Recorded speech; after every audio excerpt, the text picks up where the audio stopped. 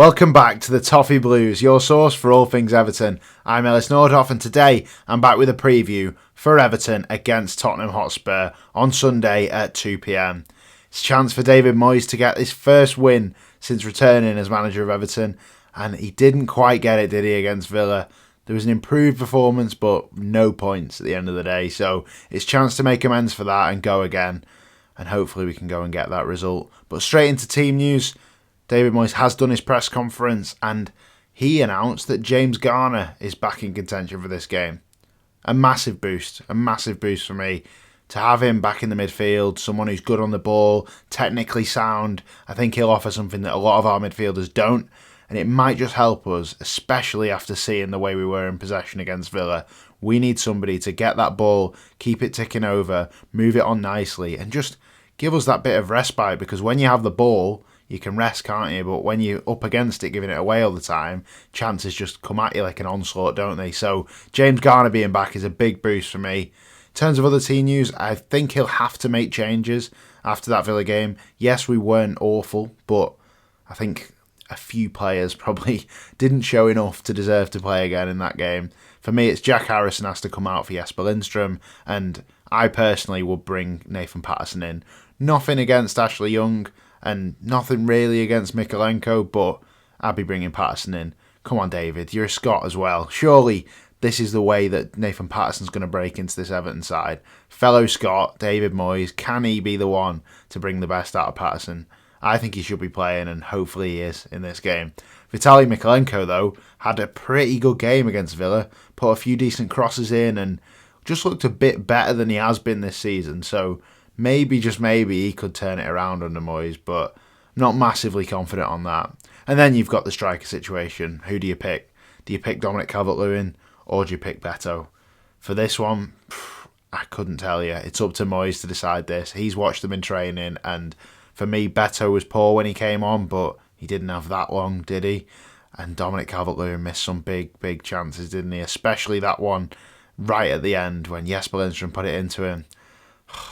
That had to go in, didn't it? I know people are saying it was behind him and stuff, but it just felt like the moment, didn't it? He did have a decent earlier effort, which I thought he did all right on, but ultimately he's not scored in 16 games now, and it's not good enough, is it? So we need to start putting the ball in the back of the net, don't we? And one team who does know how to do that are Tottenham Hotspur, who we're playing. They score goals for fun, and they also leak goals, so that's a bit of something for us, but they're not in the best form at all at the moment. They're on 24 points in the league. Ange Postecoglou's under a lot of pressure now. They've just lost the North London derby to Arsenal, so that's a massive downer, isn't it? We know what it's like to lose a derby, unfortunately. But to lose 7 games in 11, that form is awful for Tottenham. And if we beat them, we go within 4 points of them. So this is a big opportunity for us, and I feel like Tottenham will be thinking they absolutely need to pick up a win here. So you could argue it's a massive game for both teams. I don't really know what the situation is going to look like for Ange Postecoglou. It seems like he's still got the club's backing, so I don't think if we beat them he will be sacked, but they're certainly not happy, are they? And my take on Postecoglou has always been that he's just way too stubborn. He won't change, and while his style of play is good to watch, and when good, it is incredible to watch, I just don't think he has it in him to change, and you can't be a truly successful team if you never change. Sometimes he's just needed little adaptations to his style to get through games, and he just hasn't done it, and he's paid the price for that. And I think they will give us chances in this game. I think they'll give us opportunities because Tottenham are wide open, aren't they? And it's just up to us to take them, and that's where the same old phrase comes, doesn't it? The fact that we just don't take our chances. It's something that has happened now under Deitch and hopefully can change under Moyes. But Moyes said this week that he's been nearly burnt out trying to find a way for these players to score goals. So hopefully all that effort from David results in us actually scoring some against Tottenham. But we've got a lot of players to keep out there, haven't we? Tons of talent in the Tottenham squad. Kulusevski, Solanke, Heung-min Son. Take your pick, really. There's just loads of quality, isn't there? I'm not sure quite who their number one player to worry about is. I'd say Kulusevski's probably been the best of their attackers this season, but Dominic Solanke, of course, seems to just love playing against us and also is desperate to score against us. I think it's because he played for Liverpool, but it's a bit weird actually. I remember that Bournemouth game when we were trying to stay up and he just seemed desperate to get us relegated. So each to their own for him, but I hope he has a really bad game in this one. On our side though, there was enough hope from that Villa game for me to think that we could go and beat Tottenham on Sunday. I just think that we lacked a bit of confidence. I think that's what it was. We played football with more attacking intent. We were more exciting to watch. We had shots on target. We had chances. We had equal possession to Tottenham as well.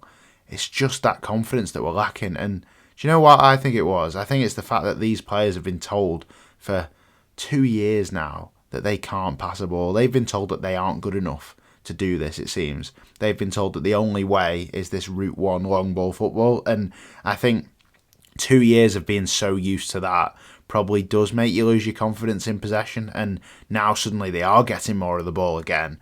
It seems like they aren't as confident on the ball, which is why it led to those back passes from Young, mistakes from Branthwaite, giveaways from Idrissa Gueye in the middle.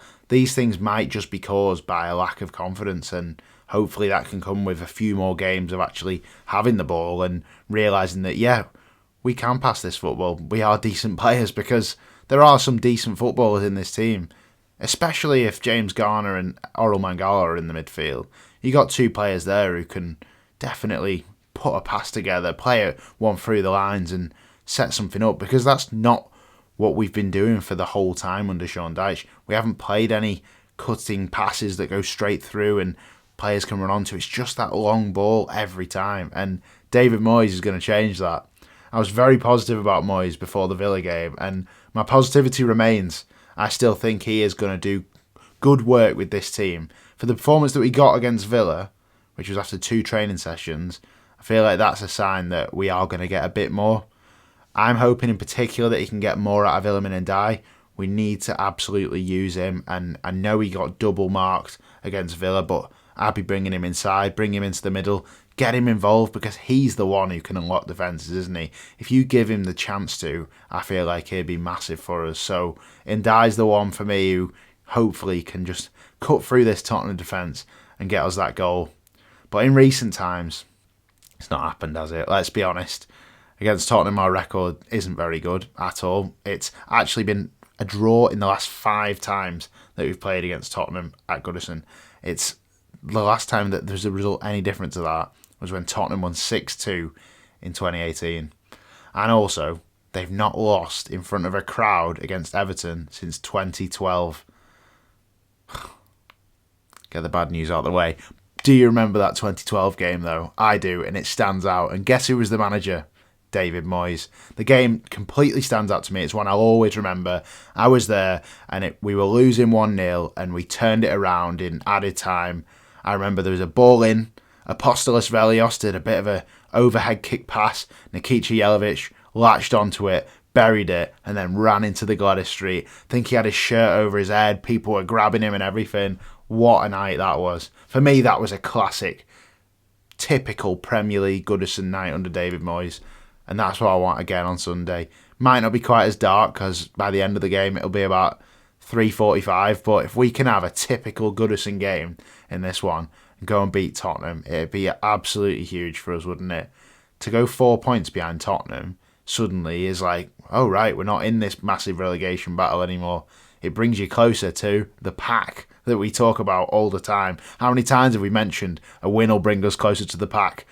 We haven't been getting them wins, but somehow we're still not that far away from it. So fingers crossed we can do it against Tottenham and then get closer to the likes of Manchester United as well. Crystal Palace, of course, who I'm pretty sure Tottenham are level on points with Crystal Palace, which is just astounding, isn't it, really, considering how bad a start Palace had. And Tottenham, you would think, are a much better side than that, wouldn't you? But let's go into prediction now. I'm going to be positive. I'm going to back us. This is David Moyes' first win. It just seems right. It seems like the one where he's going to deliver the 3 points for us. I'm going to go with 2-1. Tottenham don't tend to be kept out.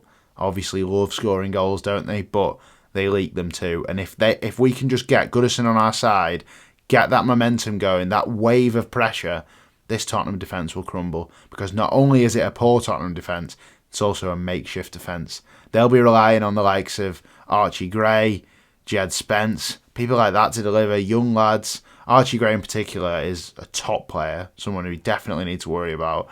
And I imagine if anyone's going to score for them, it will be that Bergvall, which a young lad who just looks absolutely fantastic, and he seems to be the shining light at the minute. So I'm going to go 2 on Everton, a Bergvall goal for them, and 2 big goals from us. And I'm going to go with James Garner on his return, and Dominic Calvert-Lewin is going to finally break his duck. Everton 2, Spurs 1. Let me know in the comments what you think. Give me your prediction. Tell me what you think of that Villa game as well. Yes, it wasn't ideal, but I think there were positives to take. So fingers crossed. Hopefully we can get this result against Spurs. But I do hope you've enjoyed the preview today. Speak to you in a bit.